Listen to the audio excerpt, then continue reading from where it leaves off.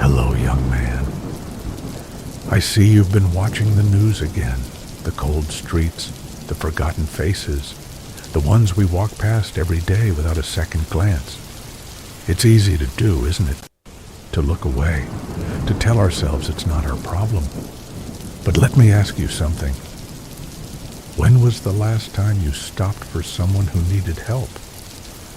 Not because you had to, but because you chose to. You've heard of Mr. Freeze, a man trapped in his own winter, his heart encased in ice. But do you know why? Love, loss, a world that turned its back on him when he needed warmth the most. We call him a villain, but what made him one wasn't just science.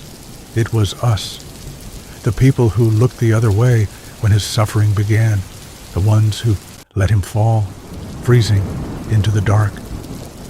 That's the thing about indifference, young man. It doesn't just ignore pain. It creates monsters.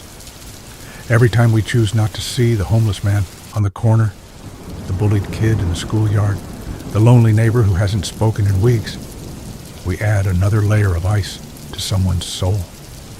And one day, that cold becomes too much to bear. I've spent my life fighting criminals, but I've learned this. Evil doesn't always start with a bang.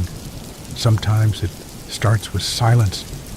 The silence of 1,000 people who could have helped, but didn't. The silence that whispers, "You don't matter." But you can change that.